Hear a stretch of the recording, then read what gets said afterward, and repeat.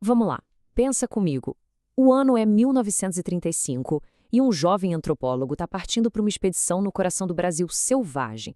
Ele tem um sonho, uma ideia bem romântica na cabeça: encontrar um mundo que o tempo esqueceu, sabe? Um povo vivendo no seu estado mais puro. É, no fundo, uma busca pelo autêntico. E quando ele chega, uau! Ele dá de cara com essa paisagem grandiosa, quase mítica.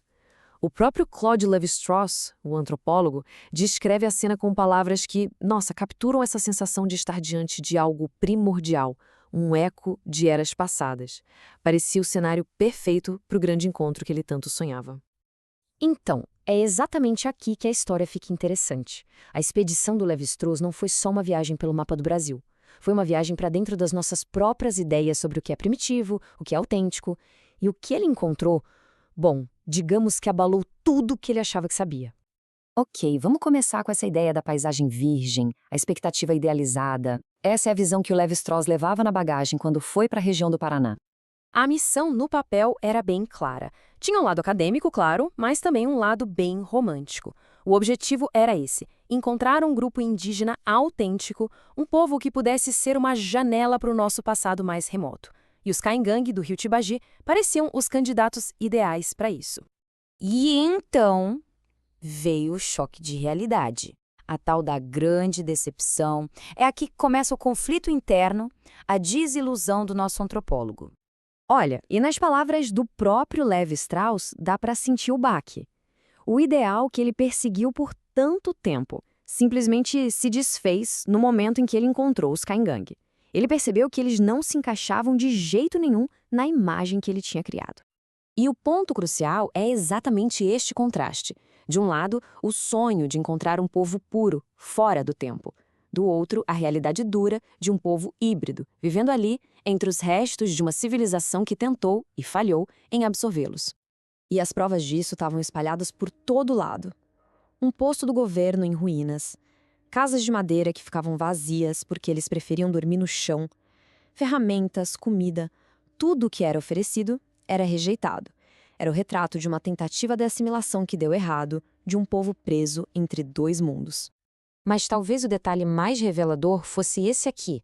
No meio de uma desordem de objetos descartados do mundo moderno, pratos de metal, latas, até um guarda-chuva rasgado, lá estava a cerâmica antiga dos Caingangue.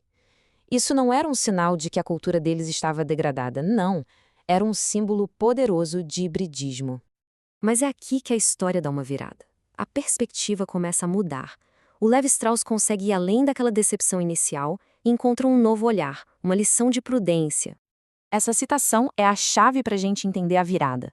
Onde antes ele só via falha e impureza, o antropólogo começa a enxergar resiliência. Ele percebe que os caingangues eram, do jeito deles, muito mais intactos do que ele tinha ousado imaginar. E essa gente é a grande sacada, o insight dele. A história de verdade, a história interessante, não era a da cultura perdida que ele procurava, era a da cultura que estava viva, pulsando, bem ali na frente dele. Uma cultura híbrida, original, fascinante, que nasceu do choque, muitas vezes brutal, entre dois mundos. Esse passou a ser o verdadeiro objeto de estudo. Quando ele começou a observar com mais atenção, sem aquele filtro do que ele esperava encontrar, ele começou a entender a verdade nômade dos Caingangue. Eles caçavam, pescavam, sumiam na mata por semanas. A vida deles não era parada, não era estática, era esse movimento constante que era a essência da cultura deles. E tudo isso leva a gente para o clímax dessa jornada, a caça às larvas couro. Esse foi o momento que o transformou de vez, de um simples observador em um participante. Essa busca pelo exótico acabou levando ele a uma experiência que foi muito além da observação científica. Uma refeição compartilhada, a caça às larvas corô se tornou um tipo de rito de passagem para uma compreensão muito, muito mais profunda. A caçada em si já era uma aula de conhecimento. Tinha que encontrar a árvore certa, derrubada pela tempestade, usar um machado com a força precisa para abrir aquele tronco gigante e finalmente colher as larvas para assar no fogo. Era um processo totalmente visceral, uma conexão direta com a floresta. E aí vem o momento da prova. A descrição que o Lévi-Strauss faz nossa, é inesquecível. O sabor, a textura, aquilo não era só comida. Era a aceitação de uma nova realidade, uma experiência que conectava dois mundos completamente diferentes.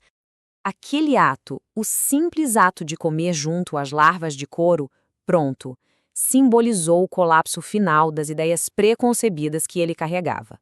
Ele não estava mais do lado de fora, analisando. Ele estava dentro, participando e finalmente aceitando aquela cultura nos termos dela. No fim das contas, a jornada do Levi-Strauss deixa uma lição que serve para todo mundo. Talvez o autêntico não seja algo puro ou algo perdido lá no passado, mas sim essa forma complexa, às vezes imperfeita, mas sempre fascinante, como as culturas se adaptam, sobrevivem e criam algo totalmente novo, aqui e agora. Fica aí a reflexão.